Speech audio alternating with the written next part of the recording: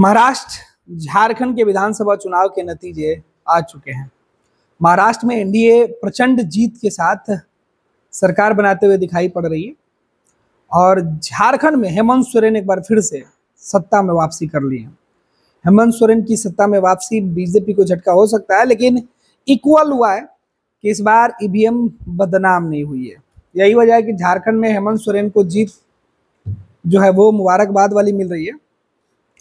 और अक्सर ईवीएम पर सवाल उठाने वाली पार्टियां इस बार ईवीएम को छोड़कर इलेक्शन में बीजेपी और के जो बयान है उसके ऊपर आरोप लगा रही है कि भाजपा ने गलत तरीके से लोगों को या नरेंद्र मोदी के ऊपर हार का ठिकरा फोड़ा जा रहा है कि 4 महीने पहले जब लोकसभा का चुनाव हुआ तो इसी महाराष्ट्र के अंदर लोगों ने बीजेपी को वोट नहीं करके कांग्रेस को वोट किया था। तो आखिर क्या बीजेपी में लोग नरेंद्र मोदी के नाम पर इतराज कर रहे हैं?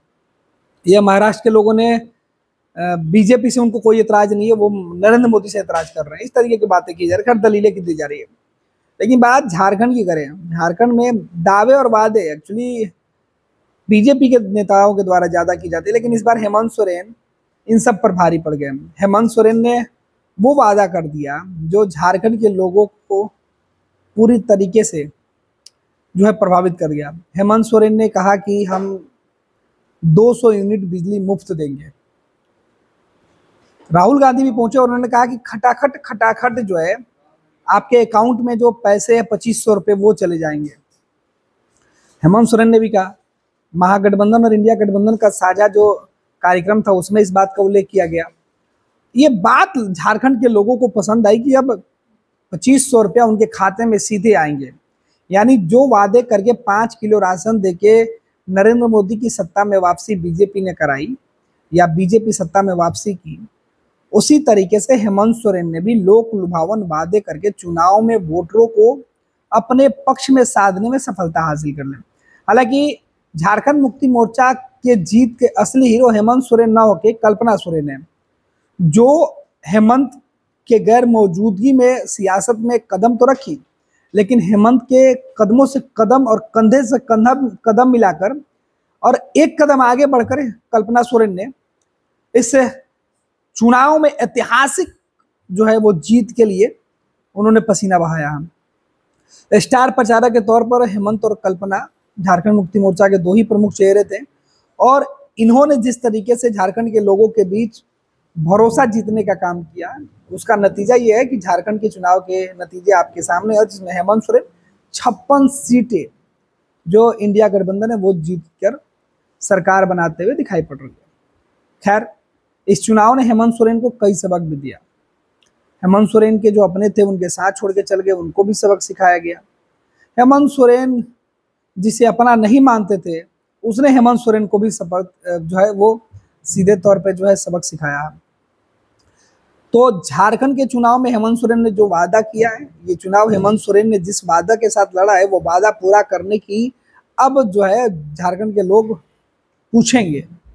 वादा निभाना पड़ेगा हेमंत को, वो वादा निभाना पड़ेगा। दरअसल हेमंत सोरेन ने जो वादा किया था उसमें उन्होंने कहा था कि हर महिला के खाते में 2500 रुपए, आपके घर की बिजली जो है वो 200 यूनिट मुफ्त कर दी जाएगी, बकाया बिजली का बिल है वो माफ कर दिया जाएगा। इस तरीके से कई सारी योजनाएं थी। अब असल में 5 मुद्दे पर बात झारखंड के अंदर की गई, महाराष्ट्र के अंदर भी की गई, लेकिन महाराष्ट्र के जो लोग थे वो महागठबंधन के 5 वादों के ऊपर, कांग्रेस के वादों के ऊपर भरोसा नहीं किए और झारखंड में इन्हीं वादों के ऊपर भरोसा करके झारखंड के लोगों ने हेमंत सोरेन को सत्ता में वापसी का रास्ता टिकट दे दिया और हेमंत सोरेन जो है वो जो है बड़े वोटों के अंतर के साथ खुद चुनाव जीते और अपनी पूरी पार्टी और पूरे गठबंधन के लोगों को उन्होंने चुनाव जितवाया। आपको बता दें 81 सीट झारखंड विधानसभा की है और झारखंड की 81 विधानसभा सीटों में से 56 सीटें जीतकर झारखंड मुक्ति मोर्चा गठबंधन ने साफ कर दिया कि झारखंड के लोगों का भरोसा उनके साथ है, चाहे उनके ऊपर आरोप चाहे बीजेपी के लोग लगाए या भाजपा ने जिस तरीके से अपने फायर ब्रांड नेताओं की फौज झारखंड में उतार रखी थी। असम के मुख्यमंत्री वहां कैंप कर रहे थे, शिवराज सिंह चौहान वहां कैंप कर रहे थे, खुद अमित शाह कई दफे वहां पहुंचे, योगी आदित्यनाथ पहुंचे, वहां जो बंटने वाली बात की गई थी और घुसपैठ बड़ा मुद्दा बीजेपी के जो है वो चुनावी भाषणों में रहा, लेकिन झारखंड के लोगों ने घुसपैठ के मुद्दे पर दरकिनार कर दिया और सबसे ज़्यादा जो है वो बंटने और कटने वाले मामले से लोगों ने तौबा किया और खुलकर वोट किया। तो हेमंत सोरेन बड़ी सफलता मिली है, लेकिन इसमें सफलता का श्रेय कल्पना सोरेन को जाता है और इससे भी ज़्यादा श्रेय झारखंड के लोगों से किए गए हेमंत सोरेन के वादे पर जाता है। खैर उत्तर प्रदेश चलते हैं। उत्तर प्रदेश में समाजवादी पार्टी ने उपचुनाव में बहुत बड़ी उपलब्धि तो हासिल नहीं की, लेकिन महाराष्ट्र में समाजवादी पार्टी ने उपलब्धि हासिल की कि 2 सीटें वहां पर उन्होंने जीतने के लिए लगभग वो उन्होंने जिस तरीके से प्रयास किया था उसमें उनको सफलता मिली। कांग्रेस को झटका लगा है। महाराष्ट्र के अंदर कांग्रेस गठबंधन शरद पवार की पार्टी और शिवसेना जो उद्धव ठाकरे की थी, इनके राजनीतिक भविष्य पर खतरा मंडरा गया है। इनका राजनीतिक सफर पे लगभग विराम सा लगने वाला है, क्योंकि नतीजे इनके मन मुताबिक नहीं हुए। सबसे निराशाजनक प्रदर्शन अगर किसी का रहा तो महाराष्ट्र के अंदर बाला साहेब ठाकरे के बेटे उद्धव ठाकरे की जो उनके नाम पर बनाई हुई पार्टी थी उसका हुआ। हालांकि उन्हीं बाला साहेब ठाकरे के नाम पर शिंदे जो शिवसेना चलाते हैं उसे बड़ी सफलता मिली है और अब महाराष्ट्र में नई सरकार के गठन की भी जो कवायद है वो कुछ देर बाद शुरू हो जाएगी। इधर हेमंत सोरेन ने जीत के बाद अब कल हेमंत सोरेन या देर रात जो है वो इस्तीफा सौंप सकते हैं राज्यपाल को और कार्यवाहक मुख्यमंत्री के तौर पर जब तक शपथ नहीं हो जाए आगे काम देखेंगे। महाराष्ट्र के अंदर भी कमोबेश यही होगा। हालांकि महाराष्ट्र के अंदर कल बैठक बुलाई गई है। झारखंड के अंदर भी हेमंत सोरेन इसमें वक्त लगा सकते हैं, बाकी सहयोगी दल के नेताओं से मिल सकते हैं, बातचीत कर सकते हैं। तो कल सिनेरियो हो सकता है राजनीतिक तौर पर कुछ ज़्यादा दिखाई पड़े। लेकिन इस चुनाव में हार जीत के जो नतीजे सामने आ रहे हैं वो बता रहे हैं कि बिहार जैसा प्रदेश 4 सीटें एनडीए के खेमे में जो खाते में है वो आई है। यहाँ पर जो रीजनल पार्टियां हैं उसमें नीतीश कुमार को छोड़ दे क्योंकि वो बीजेपी के साथ है, तो राष्ट्रीय जनता दल खाता भी नहीं खोल पाई और सबसे ज़्यादा नुकसान यहाँ राजद को उठाना पड़ा, लालू तेजस्वी को उठाना पड़ा और लालू तेजस्वी बुरी तरीके से इस बार बीजेपी के जाल में ट्रैप हो गए, बुरी तरीके से हार गए। उनके हाथ से यादव वोटर भी छिटक गए और मुसलमान वोटर भी छिटक गए। यादव और मुसलमानों को एकजुट करने के लिए लालू और तेजस्वी ने जो भी प्रयास किया था वो पूरी तरीके से फ्लॉप रहा। लालू प्रसाद यादव भी लंबे समय के बाद चुनाव प्रचार में उतरे थे, लेकिन उनका भी चुनाव प्रचार करना जो है वो सफल नहीं हो पाया, क्योंकि जिन जिन सीटों पर लालू प्रसाद यादव चुनाव प्रचार करने गए थे बिहार में या झारखंड में, उन सभी जगह जो उनके उम्मीदवार थे उनकी हार हुई है।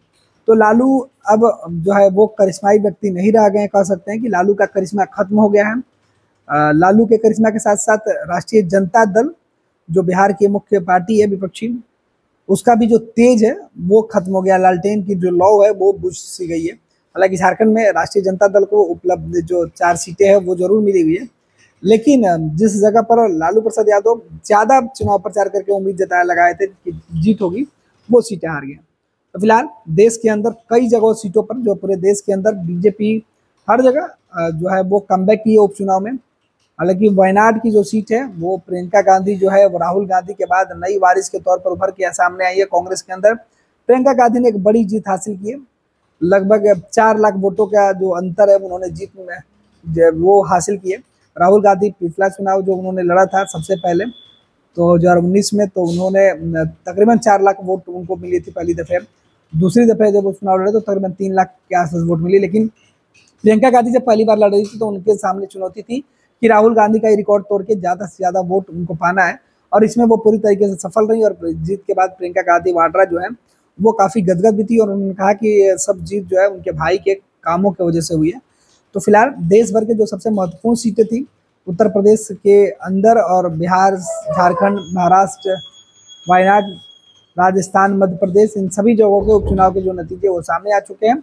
बीजेपी कमबैक की है जहाँ पे वो नहीं थी। बीजेपी को इस चुनाव में झारखंड छोड़ दे तो बाकी सभी जगह केवल और केवल फायदा पहुंचा है।